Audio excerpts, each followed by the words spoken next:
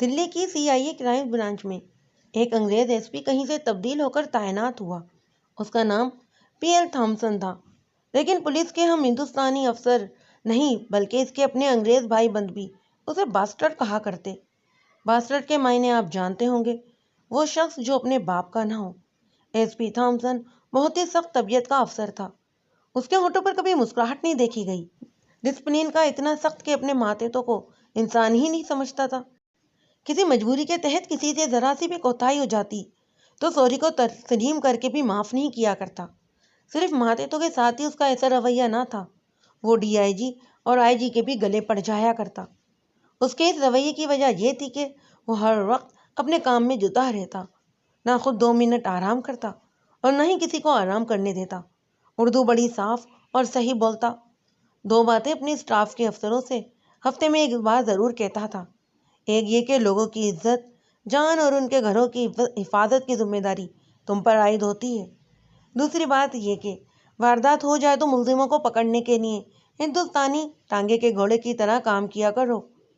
آپ نے اپنے ملک میں دیکھا ہوگا کہ ٹانگا بان گھوڑے کو صبح ٹانگے کے آگے جوت کر رات کو ہی کھولتے ہیں اور سارا دن دوڑاتے ہی رہتے ہیں۔ اسے چھوڑتے اس وقت جب گھوڑا سڑک پر گر کر مر جاتا۔ ہندوستان کے ٹانگا بان بھی اپنے گھوڑوں کے ساتھ یہی سلوک کیا کرتے تھے۔ SP تھامسن اپنے ماتحت افسروں کو ٹانگے کے گھوڑے بنا دیا کرتا اور اس کی زبان کرخت تھی، لیکن اس کے ماتحت کام کرنے والے افسر سراغ ثانی اور تفتیش میں مہارت حاصل کر لیتے۔ میں نے خود اس سے بہت کچھ سیکھا تھا۔ سب سے زیادہ کارآمد سبق اس سے حاصل کیا تھا وہ یہ کہ مستقل مزاجی سے محنت جاری رکھو۔ ایسی مایوسی کو قبول ہی نہ کرو کہ ناکام ہو جائے۔ بے شک ذرا سا بھی ہو پر اسے نظر انداز نہ کرو۔ شک باپ پر ہو تو بھی اسے شامل تفتیش کرو۔ تمہاری ساری ہمدردی مظلوم کے لیے ہونی چاہیے۔ اب دیکھیے کہ جس طرح تھامسن کو ہم باسٹرڈ کہا کرتے تھے، وہ کتنا انصاف پسند تھا اور اپنے فرض کو کس طرح اپنے مذہب کا فرض سمجھتا۔ ایک روز اس نے مجھے اور میرے ایک انگریز ساتھی انسپکٹر کو اپنے دفتر میں بلایا۔ میں ڈرا ہوا تھا کہ کہیں تھامسن نے ہماری کوئی غلطی تو نہیں پکڑ لی۔ اس کے دفتر میں داخل ہوئے تو اس نے ہمیں بٹھا کر کاغذ ہماری طرف سرکایا۔ ہم دونوں نے دیکھا یہ ایک مسلمان عورت کی درخواست تھی۔ اس کا جوان بیٹا اینٹوں کے بھٹے کی آگ میں گر کر اور جل کر مر گیا تھا۔ 2 مہینے گزر گئے تھے۔ میں نے دیکھا کہ اس درخواست پر کسی بڑے افسر کے ریمارکس یا حکم لکھا ہوا نہیں تھا۔ اس درخواست کی انکوائری یا تفتیش کرائم برانچ کرے۔ باقاعدہ حکم کے بغیر CI کو کیس اپنے ہاتھ میں نہیں لے سکتی تھی۔ تھامسن نے ہمیں بتایا کہ یہ درخواست اسے براہ راست ایک معزز شخص نے دی ہے۔ یہ عورت متعلقہ تھانے میں جاتی رہی۔ اسے شک تھا کہ اس کا بیٹا خود بھٹے کی آگ میں نہیں گرا بلکہ اسے گرا دیا گیا تھا۔ تھانے دار اس عورت کو یہ کہہ کر ٹالتا رہا کہ وہ تفتیش کر چکا ہے اور اس نتیجے پر پہنچا ہے کہ اس کا بیٹا اتفاقیہ جلتے ہوئے بھٹے میں گرا تھا۔ جس معزز شخص نے SP تھامسن کو اس عورت کی درخواست دی تھی، اس کا تعلق ہائی کورٹ سے تھا۔ مجھے اچھی طرح یاد نہیں کہ وہ ہائی کورٹ میں ریڈر تھا یا ایڈوکیٹ تھا۔ اس نے اپنے ایک دوست کی معرفت تھامسن سے ملاقات کی۔ اس کا یہ دوست انڈین تھا اور پولیس کا DSP تھا۔ اس شخص نے SP تھامسن کو بتایا کہ وہ بھٹے کے مالک کو ذاتی طور پر جانتا ہے۔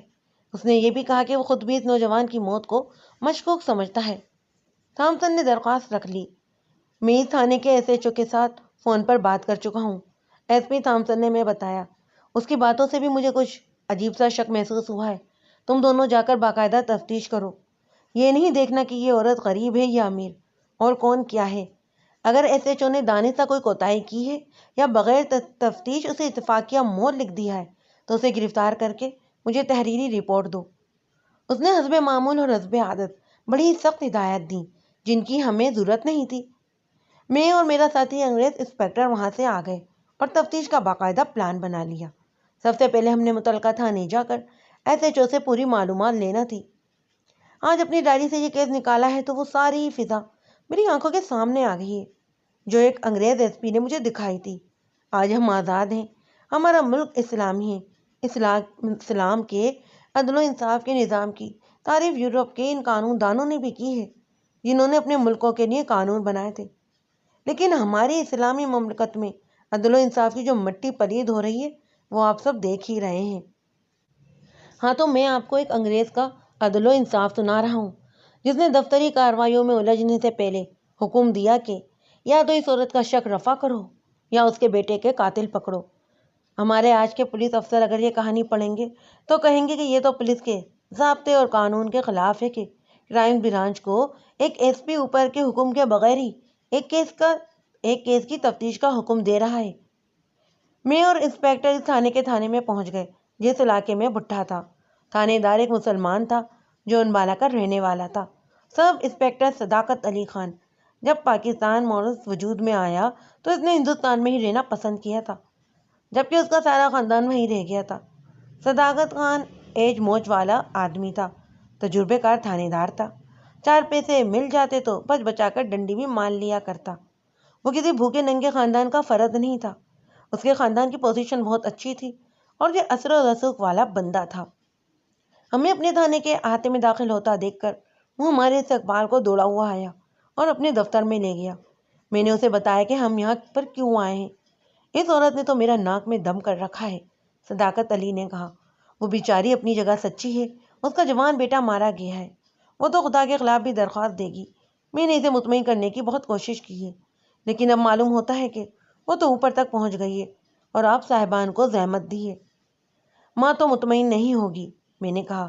آپ ہمیں مطمئن کر دیں، آپ نے جو تفتیش کی ہے اس کی فائل دکھا دیں اور زبانی بتا دیں کہ معاملہ کیا ہے۔ وہ فائل لے آیا جس میں تحقیقات کی کارروائی لکھی تھی۔ اس میں اس نے لکھا تھا کہ فلاں تاریخ فلاں شخص اس کے پاس آیا اور یہ رپورٹ لے کر آیا کہ اس کا ایک ملازم جلتے ہوئے اینٹوں کے بھٹے میں پاؤں پھسلنے کی وجہ سے گر پڑا اور مر گیا۔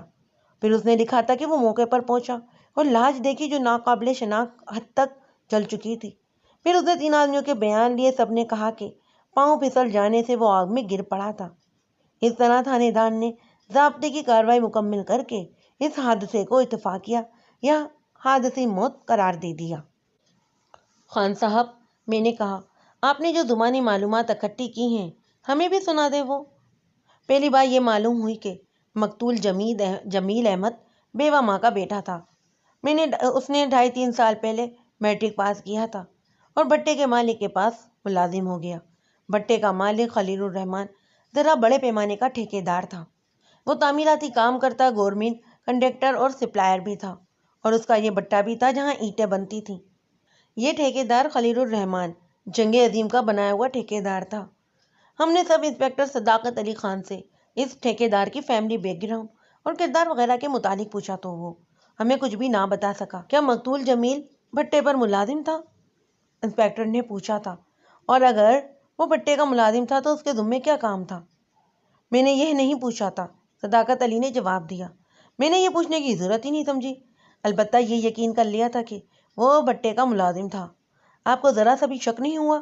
انگریز انسپیکٹر نے ایک اور سوال پوچھا اور کہا، ہو سکتا ہے کہ کسی کے ساتھ مرنے والے کی دشمنی ہو اور اسے دھوکے سے بھٹے کی آگ میں دھکا دے دیا گیا ہو۔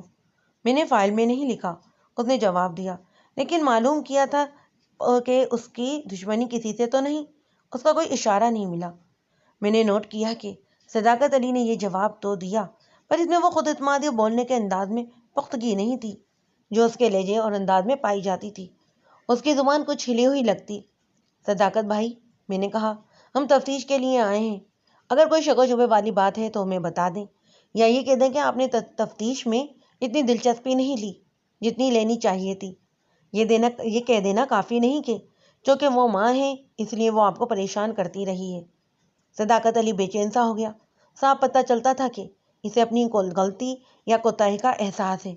اگر میرے ساتھ انگریز انسپیکٹر نہ ہوتا تو صداقت میرے ساتھ بے تکلفی سے بات کرتا۔ یہ لوگ انگریز افسروں سے مروب ہو جایا کرتے۔ بہرحال ابھی کوئی رائے قائم کرنا قبل از وقت تھا۔ انگریز انسپیکٹر نے اسے کہا کہ وہ ہمیں اس عورت کے گھر تک پہنچا دے۔ اس کا ایڈریس تو تھا، لیکن پرانی دلی میں کسی کا مکان تلاش کرنا آسان نہیں تھا۔ صداقت علی نے ایک ہیڈ کانسٹیبل کو ہمارے ساتھ بھیج دیا۔ معلوم ہوا کہ صرف یہ ایک ہیڈ کانسٹیبل تھا جو اس عورت کے گھر سے واقف تھا۔ ایک کام کرنا خان، انسپیکٹر نے صداقت سے کہا، ٹھیکیدار خلیل الرحمان کو اطلاع دے دو کہ وہ تھانے میں آ جائے، ہم واپس تھانے میں ہی آئیں گے۔ ہیڈ کانسٹیبل نے ہمیں اس عورت کے گھر پہنچا دیا اور ہم نے اسے کہا کہ وہ واپس چلے جائے۔ دروازے پر دستک دی تو 14-15 سال کا ایک لڑکا باہر آیا۔ میں نے اپنا اور انگریز انسپیکٹر کا تعارف کروایا اور لڑکے سے کہا کہ اندر جا کر کہو کہ آپ نے جو درخواست دی تھی ہم اسی سلسلے میں آئے ہیں۔ لڑکا فوراً اندر گیا اور 2 منٹ بھی نہیں گزرے تھے کہ ایک ادھیڑ عمر عورت باہر آئی۔ شکل و صورت اور ڈیڑھ ڈول سے پتہ چلتا تھا کہ مڈل کلاس کی معزز عورت ہے۔ ابھی تک اس کے چہرے کی خوبصورتی برقرار تھی۔ اس سے پہلے جو لڑکا باہر گیا تھا وہ بھی خوبصورت تھا۔ عورت کے چہرے پر اداسی تھی۔ وہ ہمیں اندر لے گئی۔ یہ مڈل کلاس کا اچھا اور صاف ستھرا گھر تھا۔ عورت نے ہمیں ایک کمرے میں لے جا کر بٹھایا۔ ہمارے منع کرنے کے باوجود وہ چائے بنا کر لے آئی۔ سب سے پہلے تو یہ عورت بچوں کی طرح پھوٹ پھوٹ کر روئی اور اپنے بیٹے کو یاد کرتی رہی۔ اس کے پاس ایک ہی بیٹا رہ گیا تھا جس کی عمر 14-15 سال تھی۔ ہماری دستک پر یہی لڑکا باہر نکلا تھا۔ اس عورت کے خاوند کو فوت ہوئے 5 سال گزر گئے تھے۔ اس کا ایک بھائی اسے کچھ پیسے دے دیا کرتا۔ یہ مکان اس کا اپنا تھا۔ جمیل احمد اس کا بڑا بیٹا تھا جس نے 10 جماعتیں پڑھا کر اس ٹھیکیدار کے پاس ملازم کروا دیا تھا۔ یہ بیٹا بھی نہ رہا۔ اس عورت نے اپنا نام راشدہ بتایا۔ آپ یہ بتائیں، میں نے پوچھا، آپ کو شک کیسے ہوا کہ آپ کے بیٹے کو دھکا دے کر آگ میں گرا دیا گیا تھا اور وہ خود نہیں گرا؟ میرا بیٹا جمیل ہر رات میرے خواب میں آتا ہے، راشدہ نے جذباتی لہجے میں جواب دیا۔ ہر رات ایک ہی بات کہتا ہے کہ میرے قاتلوں کو پکڑو، میں خود نہیں گرا تھا۔ کیا وہ یہ نہیں بتاتا کہ اسے دھکا کس نے دیا تھا؟ میں نے پوچھا۔ نہیں، راشدہ نے جواب دیا، میں پوچھتی ہوں تو بھی نہیں بتاتا، لیکن مجھے یقین ہے کہ وہ خود نہیں گرا۔ یہ تو ماں کے جذبات تھے جن کا اظہار وہ اس طرح کر رہی تھی کہ اس کا بیٹا ہر رات اسے خواب میں ملتا ہے۔ میں نے انگریز انسپیکٹر نے اسے ایسی بات نہیں کہی کہ یہ اس کا وہم ہے، اس کے جذبات ہیں۔ اس وقت تک میں قتل کی بے شمار وارداتوں کی تفتیش کر چکا تھا اور ایسی بہت سی مائیں میرے سامنے آئی تھیں جن کے جوان بیٹے قتل ہو گئے تھے۔ وہ سب ایسی ہی باتیں کرتی تھیں۔ ہم دونوں پولیس آفیسر اس کے جذبات کا ساتھ دیتے رہے اور ہم نے اسے یہی تاثر دیا کہ وہ جو کچھ بھی کہہ رہی ہے ٹھیک کہہ رہی ہے، لیکن ہم حقائق معلوم کرنا چاہتے ہیں تاکہ قاتل کو پکڑ سکیں۔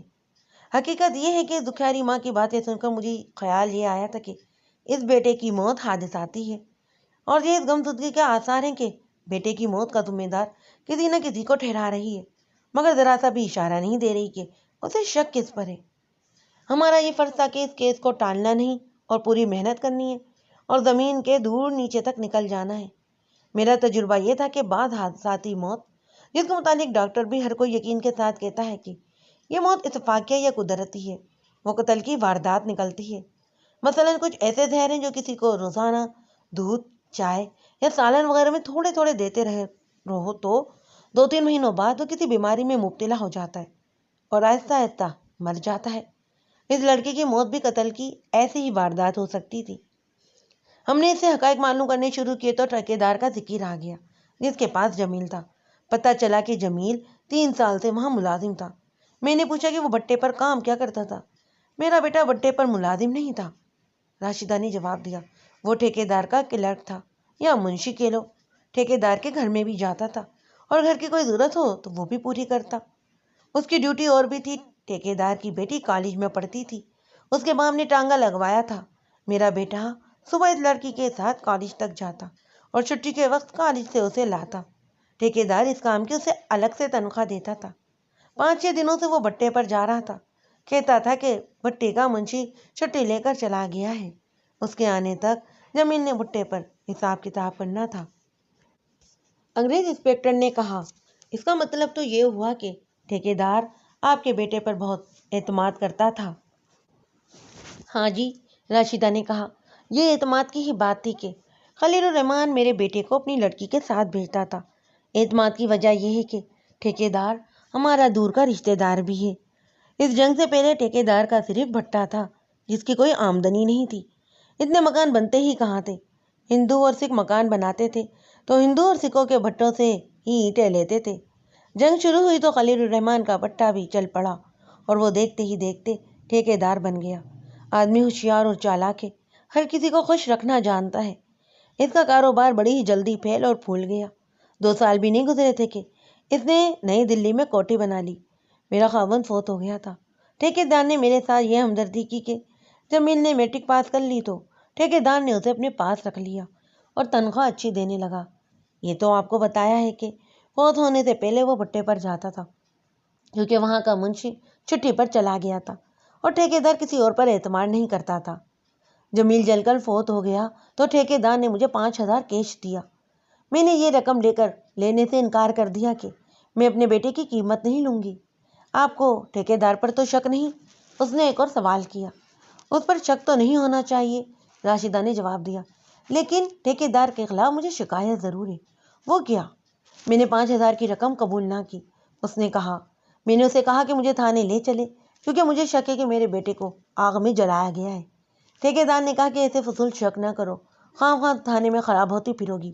سب کہتے ہیں کہ تمہارا بیٹا پھسل کر گرا تھا۔ میں نے کہا کہ میں خود تھانے چلی جاؤں گی۔ ٹھیکیدار نے پھر مجھے سمجھایا بجھایا اور 8,000 روپیہ پیش کیا جو میں نے قبول ہی نہیں کیا۔ ٹھیکیدار کو غصہ آ گیا اور کہنے لگا تم خود بھی خراب ہونا چاہتی ہو اور مجھے بھی خراب کرو گی۔ اس نے یہ بھی کہا کہ تم اس ضد سے اگر باز نہ آئی تو دوسرے بیٹے سے بھی ہاتھ دھو بیٹھو گی۔ اس کے ساتھ ہی اس نے یہ بھی کہا تھا کہ چھوٹے بیٹے کو میٹرک پاس کر لینے دو، میں اسے جمیل کی طرح اپنے پاس رکھ لوں گا۔ ایک بات سوچ لیں، میں نے کہا، اگر آپ کو ٹھیکیدار پر شک ہے تو ہمیں بتائیں یا صاف کہہ دیں کہ ٹھیکیدار پر آپ کو شک نہیں۔ ٹھیکیدار پر شک کی کوئی وجہ نہیں، اس نے کہا۔ اتنے امیر کبیر آدمی کو ہمارے ساتھ کیا دشمنی ہو سکتی ہے؟ بلکہ اسے تو جمیل پر اندھا اعتماد تھا، اپنی جوان بیٹی کو میرے بیٹے کے ساتھ بھیجا کرتا تھا۔ یہ بھی دشمنی کی وجہ ہو سکتی ہے، میں نے کہا۔ اس لڑکی کی جوان ہے اور آپ کا بیٹا بھی جوان تھا، ہو سکتا ہے کہ ٹھیکیدار نے ان دونوں کو قابل اعتراض حالت میں دیکھا ہو، یا یہ دیکھا ہو کہ ان دونوں میں کچھ اور ہی قسم کی بے تکلفی ہو۔ میں یہ نہیں مان سکتی، راشدہ نے کہا۔ میرا بیٹا اتنا ہوشیار اور چالاک نہیں تھا۔ اگر ایسی بات ہوتی تو ٹھیکیدار مجھ سے گلہ ضرور کرتا اور جمیل کو بھی نوکری سے نکلوا دیتا۔ اسے معلوم تھا کہ ہمارے لیے یہی سزا بہت ہے کہ ہماری روٹی روزی کو بند کر دیا جائے۔ آپ پولیس کے افسر ہیں، ایسی باتیں باہر سے بھی معلوم کر سکتے ہیں۔ یہ خاص طور پر ذہن میں رکھیں کہ ٹھیکیدار نے راشدہ کو 5,000 روپیہ پیش کیا تھا، پھر یہ رقم 8,000 کر دی۔ آج کل 5 یا 8,000 کی کوئی حیثیت نہیں رہی، پر میں جس وقت کی بات کر رہا ہوں اس کا 1,000 اور آج کے 1,00,000 کے برابر تھا۔ راشدہ نے یہ رقم قبول نہ کی اور وہ تھانے چلی گئی۔ تھانے دار نے اسے کہا کہ اسے شک ہے تو گواہ ساتھ لائے اور اپنا شک ثابت کرے۔ ہم جانتے تھے کہ تھانے دار ایسی بات اسی صورت میں کہا کرتے ہیں جب وہ کسی کو ٹالنا چاہتے ہیں۔ راشدہ گواہ کہاں سے لاتی؟ پھر بھی روتی اور بھٹکتی رہی اور ہر رات خواب میں اپنے بیٹے کو دیکھتی رہی۔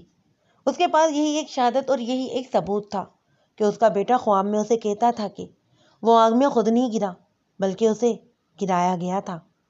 اسی طرح 2 مہینے گزر گئے، جمیل کا 40واں ہوا، ٹھیکیدار نے اپنی بیٹی کی شادی کر دی۔ راشدہ 3-4 مرتبہ تھانے گئی۔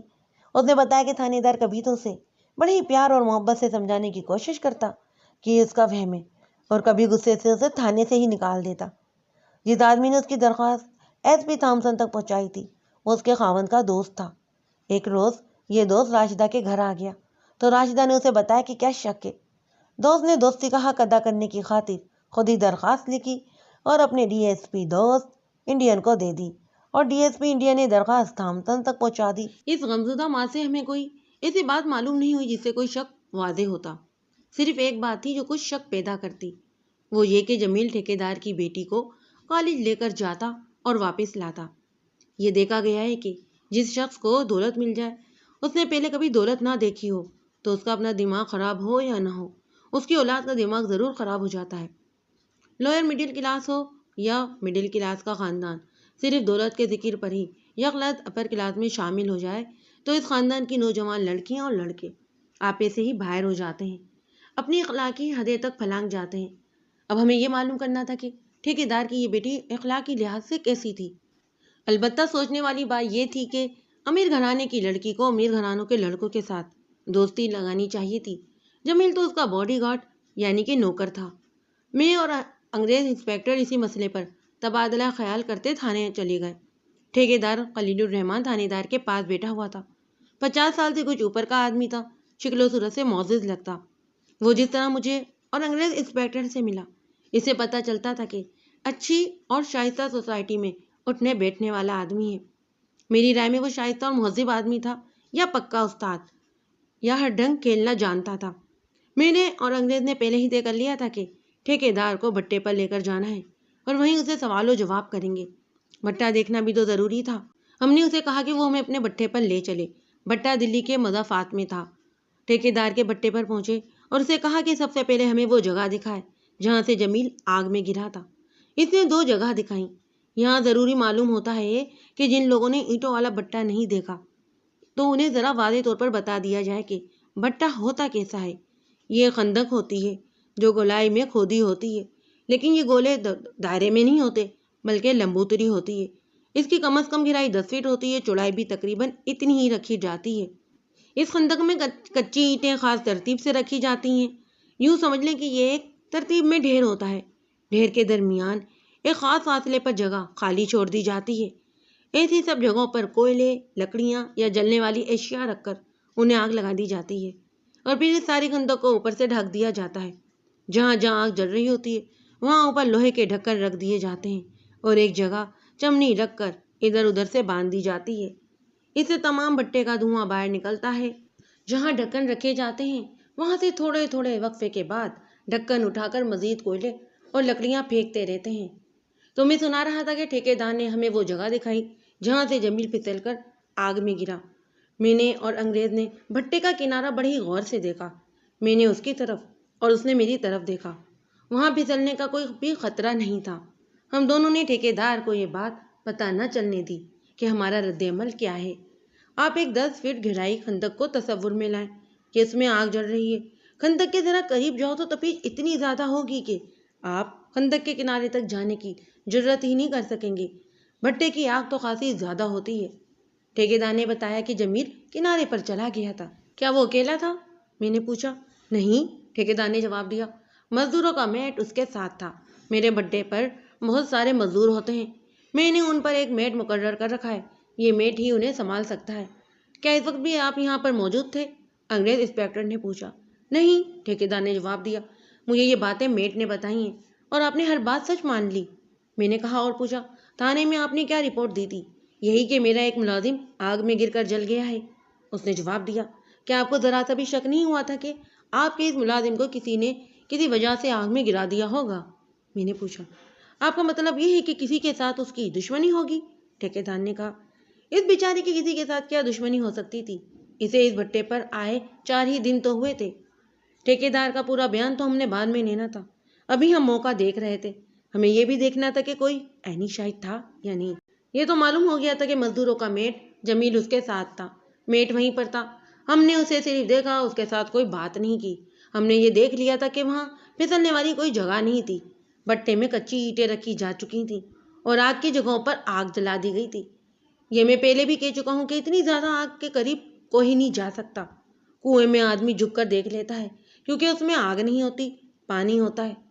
سورج غروب ہو چکا تھا، مزدور چلے گئے تھے، میٹ وہیں موجود تھا اور 2 چوکیدار آ گئے تھے۔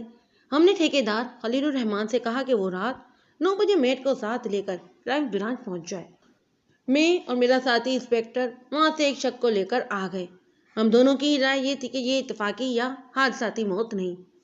ہم دونوں انسپکٹر رات 10 بجے اپنے ہیڈ کوارٹر پہنچے۔ ٹھیکیدار اور اس کا میٹ ہمارے انتظار میں بیٹھے تھے۔ ہم نے انہیں 9 بجے کا وقت دیا تھا اور ہم پورا 1 گھنٹہ لیٹ پہنچے۔ یہ ہم نے اس لیے کیا تھا کہ یہ ہمارا طریقہ کار تھا۔ مشتبہوں کو ہم کئی گھنٹے انتظار میں رکھا کرتے تاکہ وہ ذہنی طور پر نڈھال ہو جائیں۔ یہ تو ہم نے ٹھیکیدار پر مہربانی کی تھی کہ ہم صرف 1 گھنٹہ ہی لیٹ آئے تھے۔ پہلے ہم نے ٹھیکیدار کو اپنے پاس بٹھایا۔ ہمارے کچھ تعارفی قسم کے سوالوں کے جواب میں اس نے جمیل کے متعلق وہی باتیں بتائیں جو جمیل کی ماں بتا چکی تھی۔ جناب عالی، اس نے کہا، مجھے اس لڑکے کے مرنے کا اتنا زیادہ غم ہے کہ جس کا آپ اندازہ نہیں کر سکتے۔ بیچارہ یتیم تھا اور چھوٹے بھائی کا اور بیوہ ماں کا سہارا تھا۔ میں تو خدا کا شکر ادا کرتا ہوں کہ اس کی ذات باری نے مجھے اتنا بنا دیا کہ میں اس لڑکے کو نوکری پہ لگا کر خاصی زیادہ تنخواہ دیتا رہا۔ بڑا ہی شریف اور قابل اعتماد لڑکا تھا۔ اس کی موجودگی میں مجھے حساب کتاب اور روپے پیسے کی طرف سے بے فکری رہتی۔ میں اسے اپنی جوان بیٹی کے ساتھ کالج ٹانگے پر بھی بھیج دیا کرتا۔ یہی لڑکا میری بیٹی کو کالج سے بھی واپس لاتا۔ خدا کی قسم، میں اس کی ماں کا سامنا نہیں کر سکتا۔ اس نے اپنے بیان کا یہ حصہ رونی سی صورت بنا کر ہمیں سنایا۔ ایسے لگتا تھا کہ جیسے ہی وہ ابھی رو پڑے گا۔ آپ نے اس کی ماں کو 5000 روپیہ دیا تھا؟ میں نے کہا۔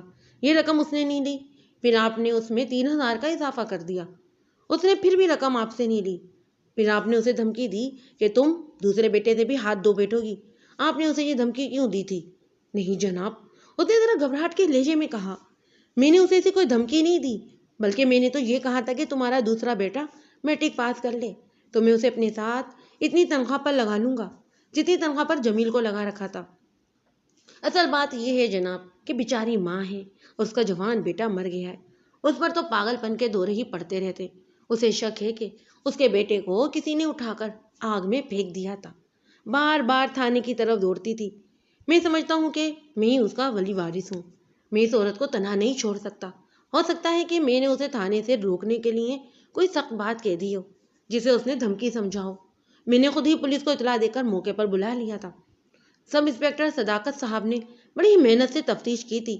انہوں نے بھی اپنے ذہن میں یہ شک رکھ کر تفتیش کی کہ کیا کسی نے جمیل کو آگ میں دھکیلا ہوگا۔ جمیل بیچارے کو بھٹے پر آئے ابھی 4 ہی دن گزرے تھے، یہاں اس کی کسی کے ساتھ کیا دشمنی ہو سکتی تھی؟ جمیل آپ کے دوسرے کاروبار میں کام کرتا تھا؟ انگریز انسپکٹر نے پوچھا۔ اسے آپ نے بھٹے پر کیوں بھیج دیا؟ یہ ایک عارضی تبدیلی تھی، اس نے جواب دیا۔ بھٹے کا منشی 7-8 دنوں کے لیے چھٹی پر چلا گیا تھا۔ پیچھے جو میرے ملازم ہیں نا، وہ پیسوں میں گڑبڑ کر دیتے ہیں۔ بھٹے کی آمدنی اچھی خاصی ہے، بددیانت ملازم جتنے چاہے پیسے مار سکتا ہے۔ یہ منشی جو چھٹی پر چلا گیا تھا، یہ دیانت دار آدمی ہے۔ میں نے اس کی جگہ جمیل کو بھیج دیا کہ یہ بھی تو اسی جیسا دیانت دار اور نیک اور میرے گھر کا اپنا فرد ہے۔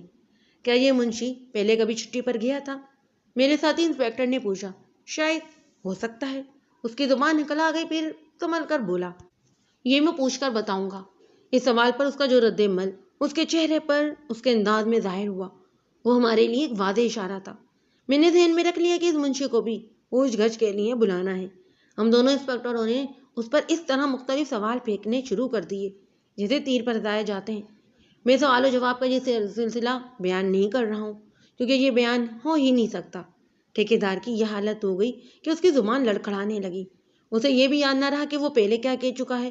ہم ابھی یہ نہیں کہہ سکتے تھے کہ جمیل کو اس کے ہی حکم سے آگ میں پھینکا گیا ہے، لیکن ہمارا یہ شک پختہ ہو گیا کہ جمیل پاؤں پھسلنے سے آگ میں نہیں گرا بلکہ اسے گرایا گیا تھا۔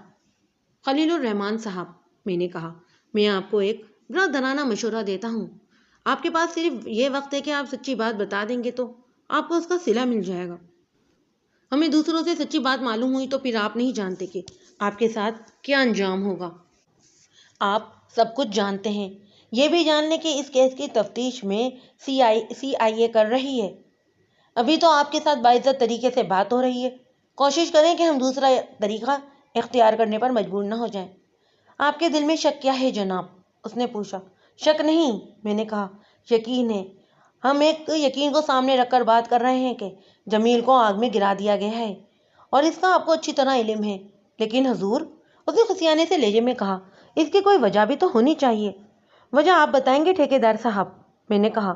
دولت کا نشہ اتنا بڑا ہے کہ ذہن اور دل سے خدا کو بھی نکال دیتا ہے، اور ایک وجہ یہ بھی ہے کہ اس لڑکے نے آپ کی بیٹی کے ساتھ دست درازی کی ہوگی، یا آپ کی بیٹی اس لڑکے کے ساتھ قابل اعتراض حالت میں بے تکلف ہو گئی ہوگی اور آپ نے ان دونوں کو قابل اعتراض حالت میں دیکھ لیا ہوگا۔ ٹھیکیدار نے تو مانو اس بات پر ناچنا ہی شروع کر دیا۔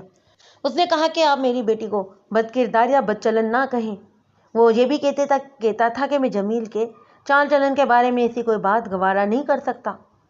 پھر دوسری بات یہ ہے کہ میں نے کہا، آپ کا میٹ اور کوئی دوسرا ملازم بھٹے سے پیسے مارتے ہوں گے اور جمیل ان کے لیے رکاوٹ بن گیا ہوگا، اور ہو سکتا ہے کہ اس نے کسی کو پکڑ بھی لیا ہو اور کہا ہو کہ وہ اس کی رپورٹ آپ کو دے گا۔ جمیل کو خاموش ہونے کا طریقہ ان لوگوں نے یہ اختیار کیا کہ اسے آگ میں دھکیل دیا گیا ہو۔ اس بارے میں کچھ نہیں کہہ سکتا، ٹھیکیدار نے کہا۔ میں خود بھی جاسوسی کروں گا اور آپ بھی تفتیش جاری رکھیں۔ ٹھیکیدار صاحب، میں نے کہا، آپ سوسائٹی کے معزز فرد ہیں، ہم چاہتے ہیں کہ آپ کی عزت قائم رہے۔ ہم آپ کو کل شام تک کی مہلت دیتے ہیں، اپنا اچھا برا خود سوچ لیں اور آپ کے دل میں کوئی بات ہے تو بتا دیں۔ اب آپ جا سکتے ہیں۔ ٹھیکیدار کے جانے کے بعد ہم نے اس کے میٹ کو بلایا۔ وہ 35-36 سال کا چھریرے بدن کا ملازم تھا۔ اس کا انداز بتا رہا تھا کہ وہ شریف آدمی نہیں۔ اس سے ہم نے پوچھا کہ وہ کب سے اس بھٹے پر کام کر رہا ہے۔ خلیل الرحمن کا یہ بھٹا خاصا پرانا تھا اور یہ میٹ اس بھٹے پر تقریباً 10 سالوں سے تھا۔ اس نے اپنا نام سراج الدین بتایا۔ ایک بات ذہن میں رکھ لو سراج، میں نے کہا، جھوٹ بولو گے تو پھنس جاؤ گے۔ یہ دولت مند لوگ اپنے جرم اور گناہ اپنے ہی ملازموں کے کھاتے میں ڈالا کرتے ہیں۔ تمہارے ٹھیکیدار صاحب بھی کچھ ایسی ہی حرکت کرتے نظر آئے ہیں؟ کوئی خاص بات ہے تو ہمیں بتا دو، ہمیں سب کچھ معلوم ہو جائے گا، پھر تم ہمارے شکر چننے سے نکل نہیں سکو گے۔ یہ بتاؤ کہ جمیل کو ٹھیکیدار نے دوسرے کاموں سے ہٹا کر بھٹے پر کیوں لگا دیا تھا؟ بھٹے کا منشی چلا گیا تھا، اس نے جواب دیا۔ اس کی جگہ جمیل آیا تھا۔ منشی کب سے اس جگہ پر ہے؟ 6-7 سالوں سے۔ کیا وہ پہلے بھی کبھی چھٹی پر گیا ہے؟ میرا خیال ہے کہ نہیں، 3 سال پہلے چھٹی پر گیا تھا شاید۔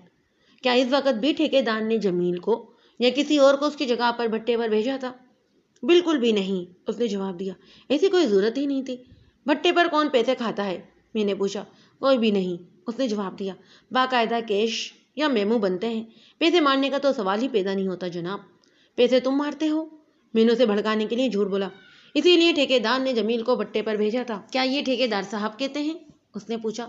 ٹھیکیدار صاحب بہت کچھ کہتے ہیں، میں نے کہا۔ ٹھیکیدار نے صرف یہی ایک بات نہیں بتائی، وہ تمہاری اور کرتوت بھی بتا رہا ہے۔ میں تمہیں پہلے ہی کہہ چکا ہوں کہ ان دولت مند ٹھیکیداروں اور جاگیرداروں کی وفاداری بڑی ہی خطرناک ہوتی ہے۔ یہ لوگ اپنے گناہوں پر پردہ ڈالنے کے لیے اپنے وفادار نوکروں اور مزاروں کو آگے کر دیتے ہیں۔ اگر تم کوئی بات اپنے دل میں چھپائے ہوئے ہو تو فوراً ہمیں بتا دو۔ میں نے اس کے چہرے پر نمایاں تبدیلی دیکھی۔ میں نے اور انسپیکٹر نے اس پر کئی اور سوال پھینکے۔ اس کے جوابوں پر ہم اتنی توجہ نہیں دیتے تھے جتنی توجہ ہم اس کے بدلتے ہوئے چہرے کے تاثرات کو دیتے تھے۔ صاف پتہ چلتا تھا کہ اس شخص کے دل میں کوئی بات ہے۔ ہم نے یہ بھی دیکھ لیا کہ یہ شخص بڑا ہی استاد ہے اور بغیر شہادت اور ثبوت کے ہمارے ہاتھ نہیں آئے گا۔ اسے ہم نے کچھ دیر کے لیے دوسرے کمرے میں بھیج دیا اور ہم دونوں انسپیکٹر اس کے متعلق آپس میں تبادلہ خیالات کرنے لگے۔ میں نے انگریز انسپیکٹر سے کہا کہ مزدوروں پر جو میٹ مقرر کیے جاتے ہیں وہ پکے جرائم پیشہ اور گنڈے ہوتے ہیں۔ بھٹوں پر کام کرنے والے مزدور اور مالکوں کو میں بہت اچھی طرح جانتا ہوں۔ کچی اینٹیں بنانے کے لیے پورا کا پورا کنبہ کان پر لگا دیتے ہیں۔ ان میں نوجوان اور عورتیں بھی ہوتی ہیں۔ میٹ اور مالک ان کو مزدوری سے ہٹا دینے کی دھمکی دے کر اور کام کا لالچ دے کر انہیں خراب بھی کر دیتے ہیں۔ اس کا یہ مطلب نہیں کہ یہ اس وقت ہی ہوتا تھا، آج کل پاکستان میں بھی یہی سب کچھ ہو رہا ہے۔ ٹھیکیدار خلیل الرحمان کا میٹ جس کا نام سراج الدین تھا ایسے ہی بھیڑیوں میں سے ایک تھا۔ اس نے خود یہ اعتراف نہیں کیا تھا کہ وہ گنڈا اور بدماش ہے۔ یہ رائے ہماری تھی جو ہم نے اس کی باتوں اور اس کے اندازے سے قائم کی تھی۔ ہم نے اسے پوچھا کہ وہ اکیلا میٹ ہے یا اس کا کوئی اور ساتھی بھی ہے۔ اس نے بتایا کہ وہ اکیلا ہے۔ میں نے اور اپنے ساتھی انگریز انسپیکٹر نے آپس میں تبادلہ خیال کر کے یہ فیصلہ کیا کہ اس شخص کو بھٹے پر نہ جانے دیا جائے، ورنہ اس کے ڈر سے کوئی مزدور صحیح بات نہیں بتائے گا۔ ہم نے اگلے روز بھٹے پر جانا تھا اور وہاں سے مزدوروں سے تفتیش کرنی تھی۔ ساگر کو دوسرے کمرے سے بلا کر ہم نے ایک بار پھر اپنے سامنے بٹھا لیا اور اس سے پوچھا کہ جمیل اخلاق اور چال چلن کے لحاظ سے کیسا تھا۔ اس نے جواب دیا کہ ٹھیک ٹھاک تھا، بس اپنے کام سے کام رکھتا تھا۔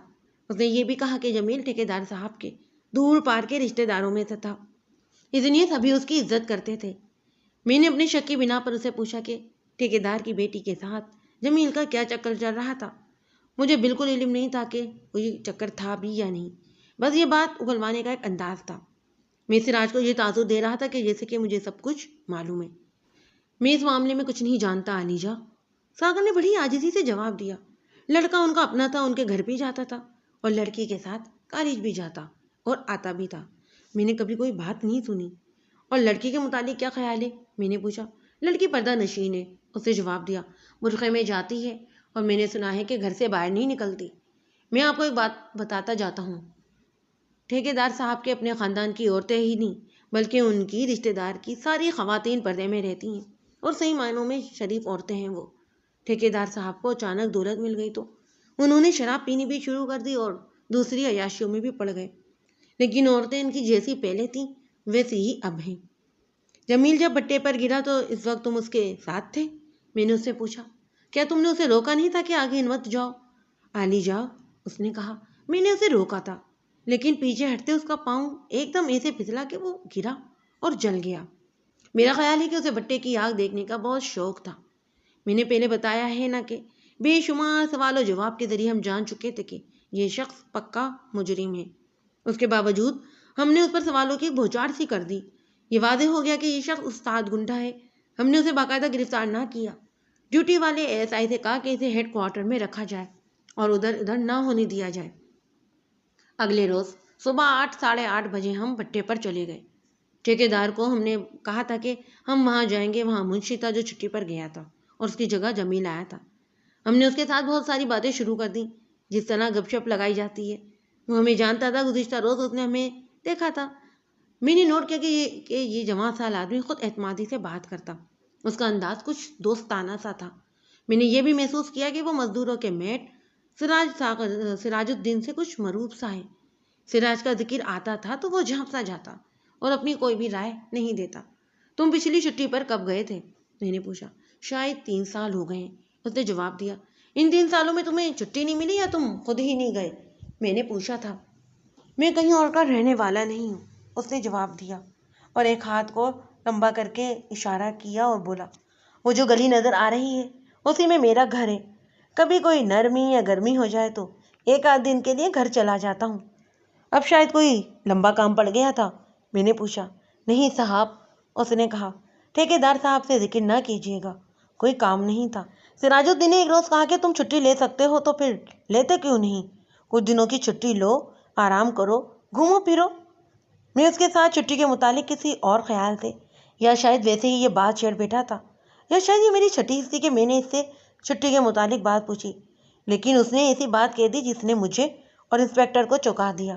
اس نے ہنستے مسکراتے ہوئے کہا کہ اسے چھٹی کی ضرورت نہیں تھی۔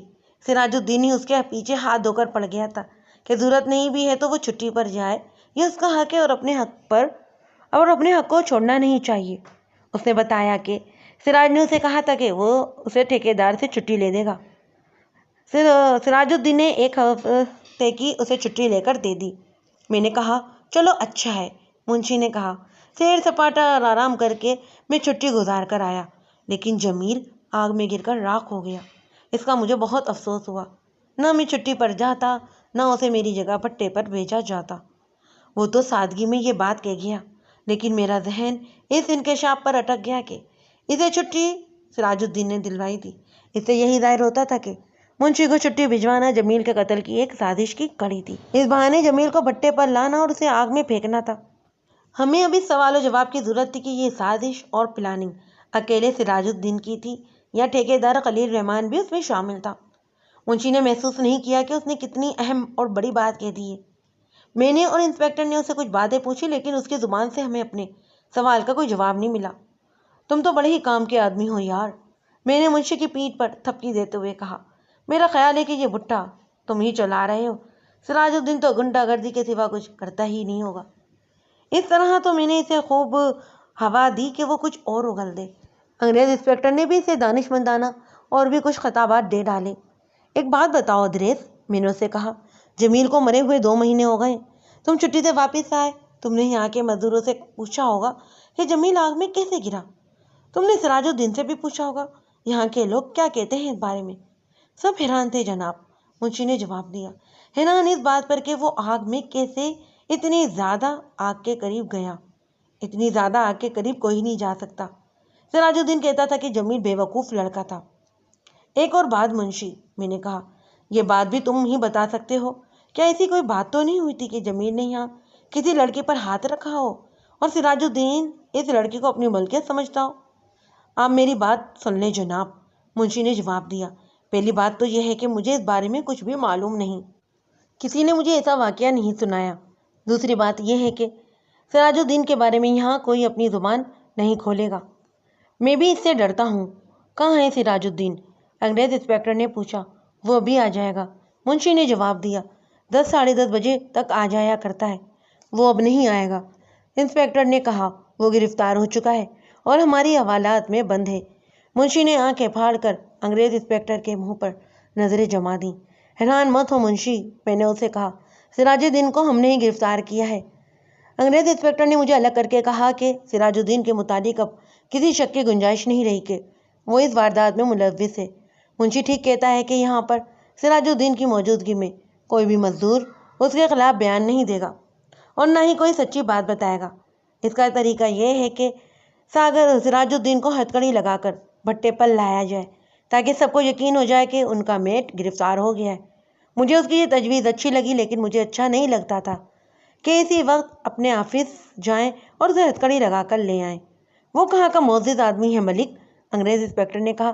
ہیڈ کانسٹیبل کو بھیجتے ہیں کہ اسے ہتھکڑی لگا کر لے آئے، بعد میں اس کے خلاف کوئی شہادت نہ ملی تو چھوڑ دیں گے۔ ہمارے ساتھ ایک ہیڈ کانسٹیبل تھا اور ایک کانسٹیبل جو ہماری جیپ کا ڈرائیور بھی تھا۔ میں نے انہیں بلایا اور کہا کہ سراج الدین کو ہتھکڑی لگا کر یہاں پر لے آئیں۔ منشی کو جب یقین ہو گیا کہ ان کا یہ میٹ سراج الدین گرفتار ہو گیا ہے تو اس نے بولنا شروع کر دیا۔ یہ حادثہ میری غیر موجودگی میں ہوا، منشی نے کہا۔ اگر میں یہاں ہوتا تو مجھے کچھ پتہ چل جاتا۔ مجھے اب بات کچھ سمجھ آ رہی ہے کہ سراج الدین کیوں میرے پیچھے پڑ گیا تھا کہ جاؤ چھٹی لے کر کہیں چلی جاؤ، اور پھر خود ہی ٹھیکیدار صاحب سے مجھے چھٹی بھی دلوا دی۔ یقین کریں کہ مجھے ایک ہفتے کی چھٹی کی ضرورت ہی نہیں تھی۔ سراج الدین کے متعلق میں آپ کو بتا دیتا ہوں کہ پٹے کے تمام مزدور اس سے ڈرتے ہیں اور یہ شخص منمانی کرتا ہے۔ منشی نے یہ بھی بتایا کہ یہ دلی کے کون سے علاقے میں رہتا ہے اور کس محلے اور کس گلی میں اس کا گھر ہے۔ میں نے منشی سے پوچھا کہ ہمیں ایسی کون سی باتیں بتا سکتا ہے کہ بھٹے میں کچی اینٹیں رکھی جا چکی تھیں اور آگ بھی جلا دی گئی تھی، تو اس وقت کون کون یہاں پر تھا؟ یہ تو میں جانتا تھا کہ کچی اینٹیں بنانے والے مزدور بھٹے سے کچھ دور اور گہرائی میں ہوتے ہیں۔ منشی نے 5 آدمیوں کے نام لیے۔ میرے کہنے پر ان آدمیوں کو بلا لیا گیا۔ میں نے ان میں سے ایک کو الگ کر لیا۔ ہم سے ڈرنے کی ضرورت نہیں ہے میرے بھائی، میں نے کہا۔ یہ بتاؤ کہ جب جمیل آگ میں گرا کہاں تھے تم اس وقت؟ اس غریب سے آدمی کا رد عمل یہ تھا کہ اس کے چہرے پر بے بسی صاف نظر آنے لگی اور اس نے ادھر ادھر دیکھا، پھر میری طرف یوں دیکھا جیسے رو پڑے گا۔ یہ التجا اس کے چہرے پر لکھی تھی کہ جناب مجھ سے کچھ نہ پوچھیں۔ میں نے کہا ہے نا کہ ڈرو نہیں، میں نے کہا۔ جس سے تم ڈرتے ہو گرفتار ہو چکا ہے، ابھی تمہارے سامنے آ جائے گا، اور تم جو بھی بات بتاؤ گے وہ کسی کو نہیں بتائی جائے گی۔ وہ پھر بھی خاموش رہا۔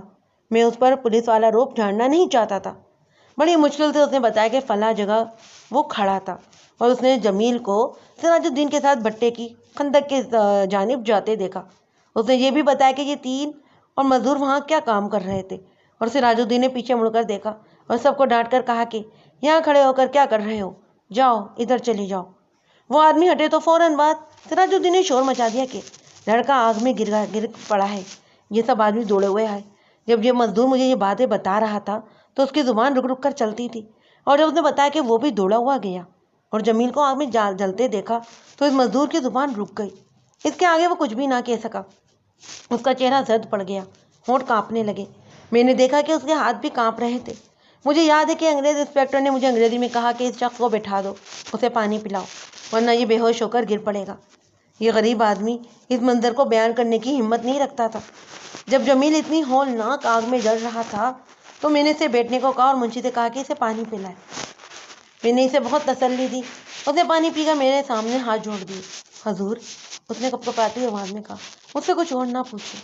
پھر میں نے ان 3 آدمیوں کو باری باری الگ کیا اور وہی سوال پوچھے جو اس مزدور سے پوچھے تھے۔ ہر ایک کا رد عمل وہی تھا جو پہلے مزدور کا تھا۔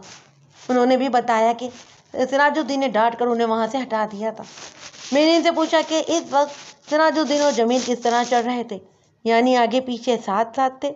انہوں نے بتایا کہ جمیل آگ کی طرف تھا اور سراج الدین اس کے دوسرے طرف پہلو کے ساتھ چل رہا تھا۔ میں نے ان سے سراج الدین کے متعلق کچھ اور باتیں پوچھی تو سب نے بڑے ہی گول مول سے جواب دیے۔ صاف پتہ چلتا تھا کہ وہ ڈر کے مارے کچھ نہیں بتانا چاہتے۔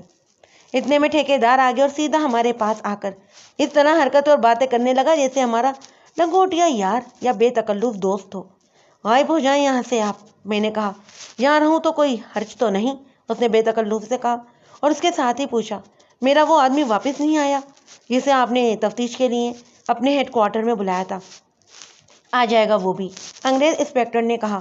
آپ یہاں سے فوراً چلے جائیے، جب ہمیں ضرورت محسوس ہوگی تو آپ کو بھی بلا لیں گے۔